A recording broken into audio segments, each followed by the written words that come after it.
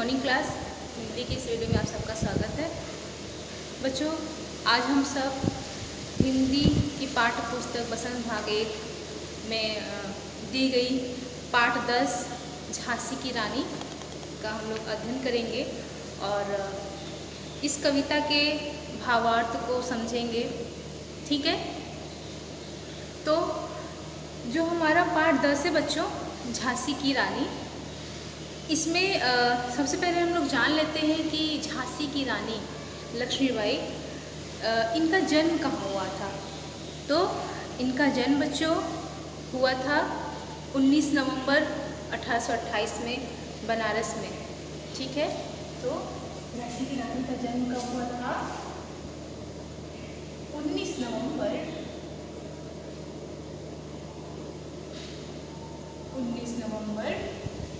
1828 में कहाँ पर हुआ था? बनारस में, यानी वाराणसी शहर में।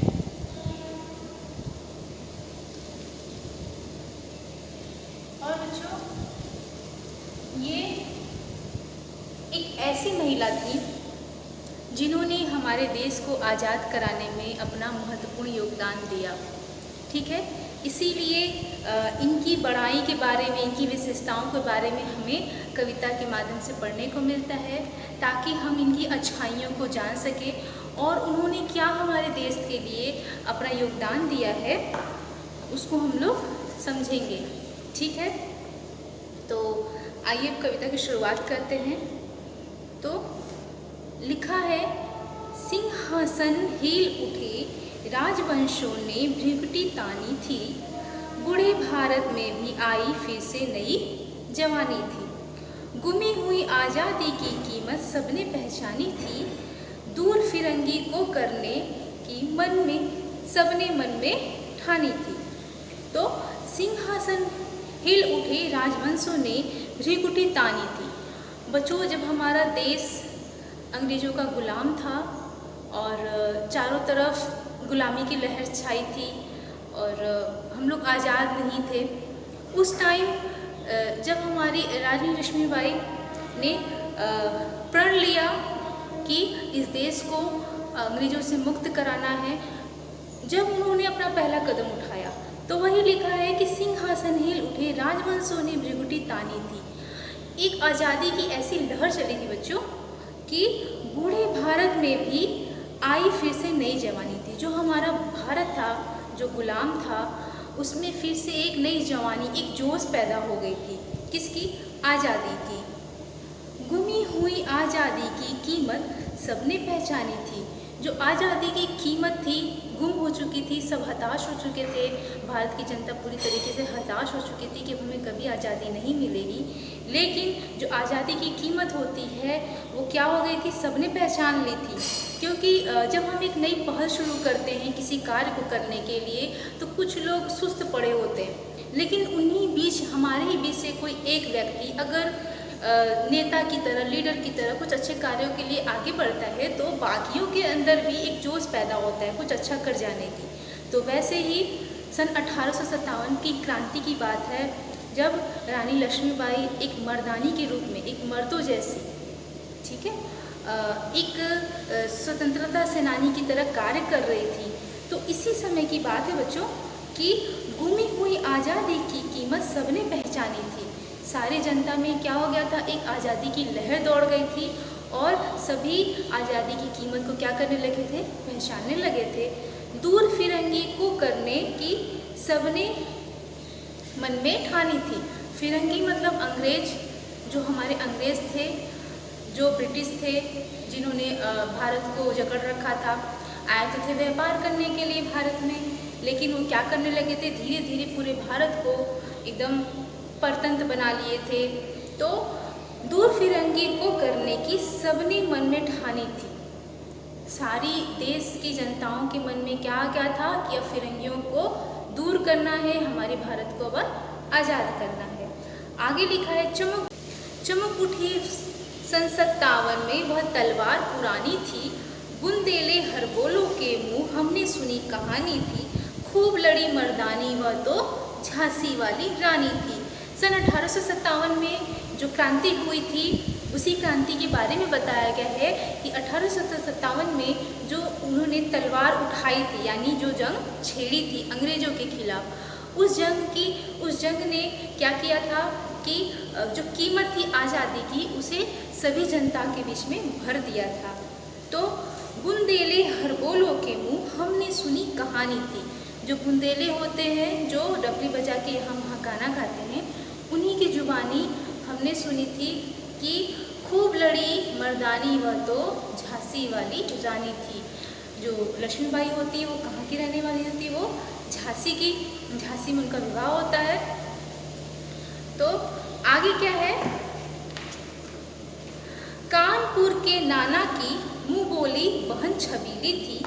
लक्ष्मीबाई नाम पिता की वह संतान अकेली थी। नाना के संग पढ़ती वह नाना के संग खेली थी। बरछी ढाल कृपाण कटारी उसकी यही सहेली थी। बोल रहा है कि कानपुर के जो नाना साहेब थे, उनकी वो क्या थी? मुँह बोली बहन। सगी बहन तो नहीं, लेकिन मुँह बोली वो बहन थी, और उन्होंने उनका नाम रखा था छबीली। ठीक है, वो उन्हें प्यार से क्या बोलते थे? उन्हें छबीली बोलते थे। और लक्ष्मीबाई का नाम पिता की वह संतान अकेली थी। वो अपने पिता की क्या थी? एक अकेली संतान थी। नाना के संग पढ़ती थी वह नाना के संग खेली थी। वो उनकी मुँह बोली बहन थी, तो नाना साहब के साथ वो पढ़ती थी, नाना साहब के साथ वो खेलती थी। बरछी ढाल कृपाण कटारी उसकी यही सहेली थी। इस कविता का भावार्थ यह है बच्चों कि जो लेखिका है, इसकी लेखिका है सुभद्रा कुमारी चौहान। वो कहती हैं कि कानपुर के नाना साहेब ने बचपन में ही लक्ष्मी जी की हर प्रतिभा से वो क्या करते? प्रभावित हुए थे, और अपनी मुँह बोली उनको बहन बना लिया था। ठीक है, और उनके बचपन का नाम उन्होंने क्या रखा था? छबीली। वो उसे प्यार से छबीली कहते थे। और जिस प्रकार जो बच्चे होते हैं, लड़कियां होती हैं, उनको गुड्डे गुड़ियों से खेलना पसंद होता है, उन्हें गुड्डे गुड़ियों से प्यार होता है, लेकिन उसी के विपरीत जो हमारी रानी लक्ष्मीबाई थी, उन्हें किससे प्यार था? वो किससे खेलती थी? वो तलवार से, कृपाण से, कटारी से, करछी से, इन सारी चीज़ों से वो खेलती थी। ठीक है, इसके अगली लाइन में लेखिका क्या कहती है बच्चों? जो हमारी कवियत्री हैं सुभद्रा कुमारी चौहान, वो क्या कहती है? वीर शिवाजी की गाथाएं उनको याद जवानी थी। बुंदेले हरबोलों के मुँह हमने सुनी कहानी थी। खूब लड़ी मर्दानी वह तो झांसी वाली रानी थी। जो रानी लक्ष्मीबाई थी, वो क्या की थी? वीर शिवाजी की गाथाएं उसको याद जुबानी थी। शिवाजी की जितनी गाथाएं थी, उनको पूरी जुबानी याद थी। बुंदेले हरबोलों के मुँह हमने सुनी कहानी थी। उनकी कहानी, रानी लक्ष्मीबाई की कहानी हम लोग किसकी जुबानी सुनते हैं? बुंदेले हरबोलों की मुँह उनकी सारी कहानी लोग सुनते हैं। खूब लड़ी मर्दानी वह तो झांसी वाली रानी थी, क्योंकि वो एक मर्दों की तरह सन 1857 की क्रांति में उन्होंने भारत को आज़ाद कराने के लिए अपना महत्वपूर्ण योगदान दिया था। तो इसकी गाथा का वर्णन हम किसके माध्यम से सुनते हैं?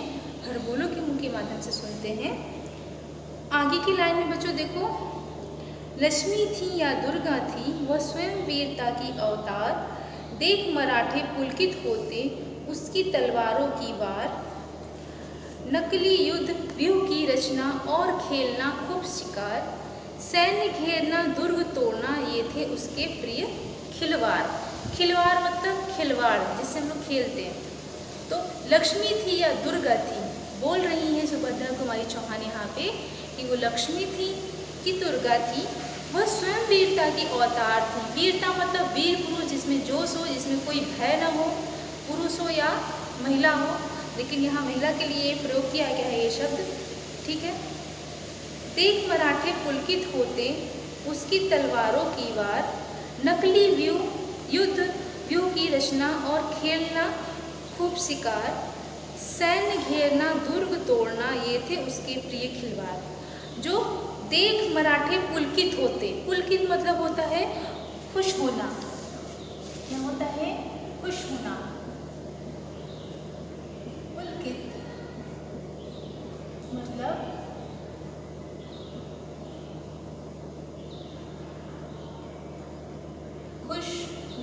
होना। बच्चों इस कविता को लिखा है सुभद्रा कुमारी चौहान ने। सुभद्रा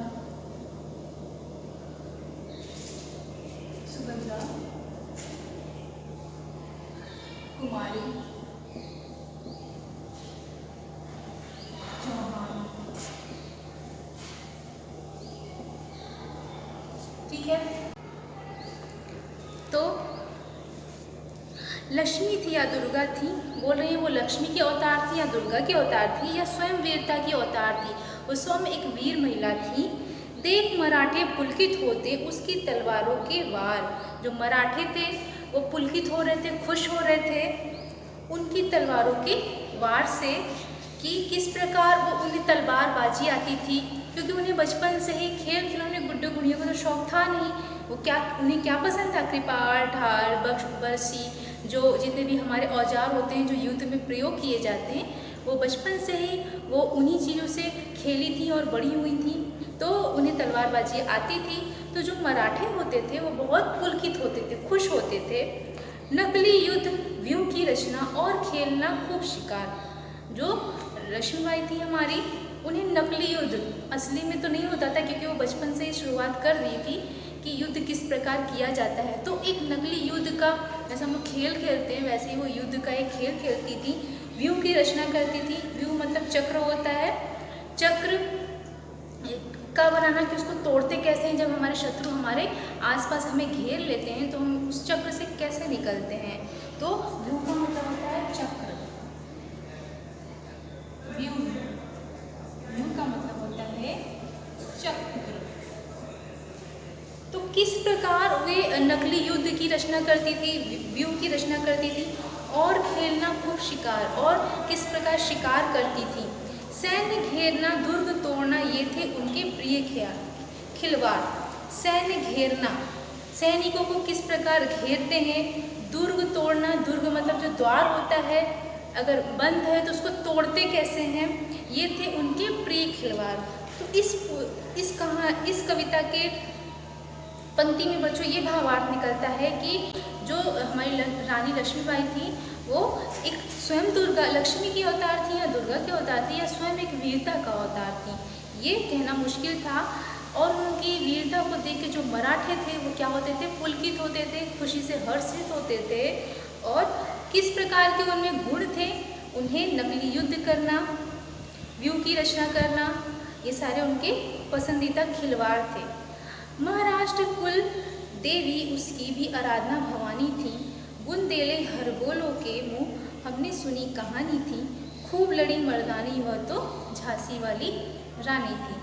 महाराष्ट्र कुल देवी उसकी भी आराध्य भवानी थी। महाराष्ट्र की जो कुल देवी थी वो भी क्या थी, आराध्य भवानी थी उनकी। ठीक है। बुंदेले हरगोलों के मुँह हमने सुनी कहानी थी। बुंदेले हरगोलों के मुँह हमने सुनी कहानी थी। खूब लड़ी मर्दानी वो तो झांसी वाली रानी थी। खूब लड़ी थी वो 1857 की क्रांति में। ठीक है, तभी हमारे जो देश की जनता है उसे भी क्या, आज़ादी की कीमत समझ में आती है और वो भी अपनी आज़ादी के लिए आवाज़ अपनी उठाते हैं। हुई वीरता की वैभव के साथ सगाई झांसी में, ब्याह हुआ रानी बन आई लक्ष्मीबाई झांसी में। राजमहल में बजी बधाई खुशियाँ छाई झांसी में। सुबह बुंदेलों के विरुदावली सी वह आई झांसी में। हुई वीरता की वैभव के साथ सगाई झांसी में। वीरता, जो उनके अंदर वीरता समाई हुई थी, जो वैभव था उनका, वैभव मतलब धर्मपुर से भरा हुआ, के साथ सगाई करके वो कहाँ आती हैं, झांसी। तो रानी लक्ष्मीबाई की सगाई कहाँ होती है बच्चों, झांसी में होती है। उनका ब्याह झांसी में होता है। हुई वीरता की वैभव के साथ सगाई झांसी में, ब्याह हुआ रानी लक्ष्मी बन आई लक्ष्मीबाई झांसी में। राजमहल में बजी बधाई खुशियाँ छाई झांसी में। सुभट बुंदेलों की विरुदावली सी वह आई झांसी में। कवित्री यहाँ पे इस पद में ये उल्लेख कर रही है बच्चों कि हुई वीरता की वैभव के साथ सगाई। रानी लक्ष्मी जी का ब्याह का इसमें वर्णन किया गया है कि उनकी सगाई किसके साथ होती है? गंगाराम राव के साथ होती है। और कहाँ होती है? झांसी में होती है। और उनका ब्याह भी हम झांसी में होता है। और जिस प्रकार अर्जुन का चित्रा के साथ संबंध दिखाया गया है और शिव जी का भवानी के साथ संबंध दिखाया गया है, जिन उनके जोड़ों का यहाँ पे जहाँ पे वर्णन किया गया है, उसी प्रकार इनके भी जोड़ी का वर्णन किया गया है। ठीक है। तो और चारों तरफ खुशहाली ही खुशहाली फैली हुई थी। चित्रा ने अर्जुन को पाया, जिस प्रकार चित्रा ने अर्जुन को पाया, शिव से मिली भवानी थी। जिस प्रकार भगवान से शिव के साथ भवानी का मिलन होता है, उसी प्रकार गंगाराव और लक्ष्मीबाई का जोड़ी का यहाँ दिखाया गया है कि किस प्रकार इन लोगों की जोड़ी भी होती है। बुंदेले हर बोलो के मुँह हमने सुनी कहानी थी, खूब लड़ी मर्दानी वो तो झांसी वाली रानी थी। उदित हुआ सौभाग्य मुदित महलों में उजियाली छाई, किंतु काल गति चुपके चुपके काली घटा घेर लाई। तीर चलाने वाले कर में उसे चूड़ियाँ कब भाई, रानी विधवा हुई हाय, विधि को भी दया नहीं आई। उदित मतलब होता है बच्चों उगना। उदित मतलब होता है उगना, उगना या नया सवेरा आना। ठीक है। उदित हुआ सौभाग्य मुदित महलों में उजियाली छाई, किंतु काल गति चुपके चुपके काली घटा घेर लाई। तीर चलाने वाले कर में उसे चूड़ियाँ कब भाई, रानी विधवा हुई हाय, विधि को भी दया नहीं आई। निसंतान मरे राजा जी, रानी शोक समानी थी, बुंदेले हर बोलो के मुँह हमने सुनी कहानी थी, खूब लड़ी मर्दानी वह तो झांसी वाली रानी थी। तो इस पद में बच्चों जो कवियत्री हैं सुभद्रा कुमारी चौहान बोलती हैं कि किस प्रकार जब रानी लक्ष्मीबाई का विवाह होता है तो महलों में चारों तरफ उजियाला छा जाता है, लेकिन जो काल चक्र है वो धीरे धीरे क्या लाता है, अपने साथ एक सन्नाटा लेके आता है। मतलब किस प्रकार उनकी पति गंगाराव की अकाल मृत्यु हो जाती है और जो उनकी रानी लक्ष्मीबाई के कर थे, कर मतलब हाथ होता है, उसमें चूड़ियाँ कब तक भाएंगी। तो पति की मृत्यु के बाद उनकी चूड़ियाँ भी निकाल दी जाती हैं। और रानी विधवा हुई हाय, विधि को भी दया न आए। जो हमारा विधि का विधान है उसको भी दया नहीं आता है कि रानी किस प्रकार विधवा होती है। ठीक है। निसंतान मरे राजा जी, रानी शोक समानी थी। जो राजा थे वो निसंतान मरे थे और रानी भी क्या थी, शोक में डूबी हुई थी। बुंदेले हर बोलो के मुँह हमने सुनी कहानी थी, खूब लड़ी मर्दानी वह तो झांसी वाली रानी थी। जो राजा थे वो निसंतान मरते हैं और जो रानी भी है वो कुछ समय के लिए शोक में होती हैं। और इस प्रकार जो झांसी का जो माहौल था वो बहुत ही दुखद होता है। और पति की मृत्यु के बाद फिर वो आगे क्या करती हैं, इसकी आगे की पंक्ति में देखो, बुझा दीप झांसी का तब डलहौजी मन में हर्षाया, राज हड़प करने का उसने अच्छा अवसर पाया, फौरन फौजे भेजे दुर्ग पर अपना झंडा फहराया, लावारिस का वारिस बनकर ब्रिटिश राज झांसी आया। तो बुझा दीप झांसी का डलहौजी मन में हर्षाया, यहाँ दिखा रहा है कि जब उनकी पति की मृत्यु होती है गंगाराव की, तो झांसी का जो दीप होता है वो क्या होता है, वो बुझ जाता है। और तब क्या करता है, तब जो डलहौजी होता है वो मन में हर्षाया, हर्षाया मतलब खुश होता है, प्रसन्न होता है। राज हड़पन करने को उसे एक अच्छा अवसर मिल जाता है कि अब मैं यहाँ का राज हड़प लूँगा, झांसी का राज हड़प लूँगा। फौरन भेजे, जो दुर्ग पर उसने अपना झंडा फहरा देता है। जो होता है डलहौजी वो दुर्ग पर अपना झंडा फहरा देता है। लावारिस का वारिस बनकर ब्रिटिश राज झांसी आया। तो लावारिस, उनकी कोई वारिस नहीं थी झांसी में, तो वारिस बन के आते हैं। वारिस बन के नहीं आते हैं, लेकिन जो अंग्रेज होते हैं वो अपना राज स्थापित करने आ जाते हैं, अपना आधिपत्य जमाने आ जाते हैं झांसी में। ठीक है। अश्रुपूर्ण रानी ने देखा झांसी हुई वीरानी थी, बुंदेले हर बोलो के मुँह हमने सुनी कहानी थी, खूब लड़ी मर्दानी वह तो झांसी वाली रानी थी। अश्रुपूर्ण रानी ने देखा, रानी जो थी वो बहुत दुखी थी और वो झांसी को देखती वो बहुत वीरानी हो चुकी थी। और बुंदेले हर बोलो के मुँह हमने सुनी कहानी थी, खूब लड़ी मर्दानी वो तो झांसी वाली रानी थी। तो इसके आगे की पंक्तियों में देखो बच्चों,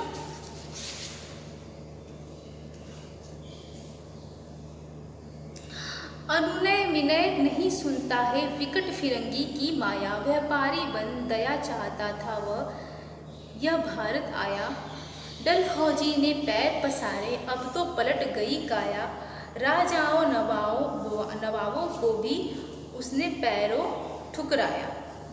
अनुनय विनय नहीं सुनता, जो अंग्रेज़ थे वो पहले भारत आते हैं क्या करने के लिए, व्यापार करने के लिए आते हैं, और धीरे धीरे क्या करते हैं वो अपना यहाँ पे आधिपत्य जमा लेते हैं। किस प्रकार वो राजाओं को अपने अधीन करते हैं, यानी अपने में पहले तो उन्हें लालच देते हैं कि मैं आपके लिए ये करूँगा वो करूँगा, लेकिन राजा भी धीरे धीरे क्या करते हैं उनके बहकावे में आ जाते हैं और अपनी सारी कमजोरी अंग्रेज़ों के क्या करते हैं हाथों में सौंप देते हैं। तो फिर अंग्रेज क्या करते हैं, राजाओं को अपने इशारों पे नचाने लगते हैं और धीरे धीरे क्या होता है, डलहौजी जो होता है वो अपने पूरे पैर भारत में पसार लेता है और पूरी काया पलट देता है और भारत की जनता पे क्या करने लगता है, अत्याचार करने लगता है। तो इस पंक्ति में जो सुभद्रा कुमारी चौहान ने बताना चाहा है, बोल रहे हैं कि किस प्रकार अंग्रेज भारत में आते हैं व्यापार करने के लिए, लेकिन वो क्या करते हैं धीरे धीरे अपना पूरा आधिपत्य जमा लेते हैं और यहाँ की जनता के ऊपर क्या करने लगते हैं, अत्याचार करने लगते हैं। और जो हमारे नवाब थे, राजा थे, उनको भी अपने पैरों के तले नीचे रखते हैं, उनकी भी बात वो नहीं सुनते हैं। तो इस प्रकार धीरे धीरे आक्रमण बढ़ते जाता है। रानी दासी बनी यह दासी अब महारानी थी, बुंदेले हर बोलो के मुँह हमने सुनी कहानी थी, खूब लड़ी मर्दानी वह तो झांसी वाली रानी थी। रानी दासी बनी यह दासी अब महारानी थी। पहले तो वो दासी बन जाती है अपने पति की मृत्यु के बाद, फिर वो अब महारानी बनती है झांसी की। बच्चों, इस कविता को लिखा है सुभद्रा कुमारी चौहान ने और इसके बाद जो हमारा अगला पंक्ति है, चीनी राजधानी दिल्ली की, इसके बाद का जो पंक्ति है इसका अध्ययन हम लोग अपनी अगली वीडियो में करेंगे, ठीक है। और आप लोग इसको दोहरा लीजिएगा, ठीक है। तो अब तक हम लोगों ने क्या देखा बच्चों इस पूरी कविता में कि किस प्रकार झांसी की जो रानी है वो क्या करती हैं, सभी देशवासियों के मन में क्या करती हैं, स्वतंत्रता की भावना का एक चिंगारी जलाती हैं, जिससे कि सिंहासन हिल उठते हैं और सारी जनता जो देश की है और राजाओं के मन में भी क्या होता है, स्वतंत्रता की भावना जागृत होती है। और किस प्रकार उनका विवाह झांसी में होता है गंगा राव के साथ, और वो किसकी मुँह बोली बहन थी, कानपुर के नाना साहब की मुँह बोली बहन होती हैं। और उनका प्रिय खेल क्या था, कटारी चलाना, ढाल बारछी, ये सारे उनके प्रिय खेल थे। तो इसके बाद का जो पंक्ति है बच्चों, हम लोग उसका अध्ययन अगली वीडियो में अपने करेंगे, ठीक है। और तब तक के लिए धन्यवाद।